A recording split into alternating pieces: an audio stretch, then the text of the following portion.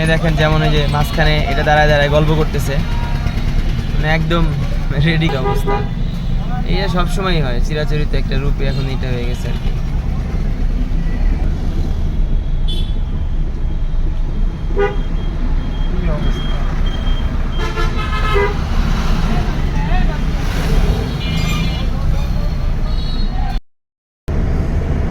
আসসালামু আলাইকুম রহমতুল্লাহ।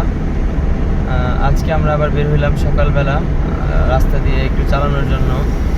আর একটা জিনিস আপনাদের সাথে শেয়ার করতে চাই, যদিও আমি আগে থেকে বাইক চালাই, এটা আমি অনেক আগে থেকে খেয়াল করি, কিন্তু গাড়ি চালানোর সময় এটা বেশি প্রবলেমে পড়তে হয়। যেটা হচ্ছে ধরেন বাংলাদেশের প্রায় সব মানুষের একটা টেন্ডেন্সি থাকে কি, যখন লেনটা চেঞ্জ করে, এই দেখেন আমরা যেমন এক লেন দিয়ে চালাই দিচ্ছি, লেন চেঞ্জ করার আগে তারা কখনোই সিগন্যাল দেয় না। হুটহাট এক লেন থেকে আরেক লেনে চলে আসা বা একটা জায়গা থেকে আরেক জায়গায় ঢুকে যাওয়া, কোনো ট্রাফিক সিগন্যাল না মানা, এগুলোর জন্য বাংলাদেশের একেবারে চিরাচরিত একটা রূপ হয়ে গেছে।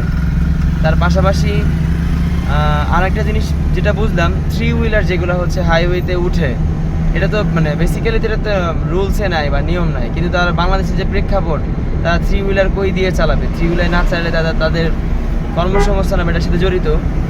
সব থেকে ভালো হইতো যদি এই থ্রি হুইলার যেগুলো চলে, এদের জন্য সরকার পরবর্তী যে রাস্তাগুলো করতেছে সেখান দিয়ে আলাদা একটা লেন রাখতো, তাহলে সব থেকে ভালো হইতো। বা একটা লেনের সাইডে একটা নির্দিষ্ট একটা দাগ দিয়ে দেয়া, এবং তাদেরকে ন্যূনতম ট্রেনিং এবং ট্রাফিক আইনের মধ্যে যদি আনা যেত, তাহলে সেটা খুবই ভালো হতো আর কি। আর আপনারাও যারা গাড়ি ড্রাইভ করেন বা বাইক ড্রাইভ করেন, এটা খুবই খেয়াল রাখবেন যে ট্রাফিক রুলস মেনে চলা এটা খুবই জরুরি বিষয়, খুবই গুরুত্বপূর্ণ বিষয়। এটার উপর আপনার নিজের প্রাণ নিরাপত্তা এবং অন্যজনের প্রাণের নিরাপত্তাও কিন্তু নির্ভর করে।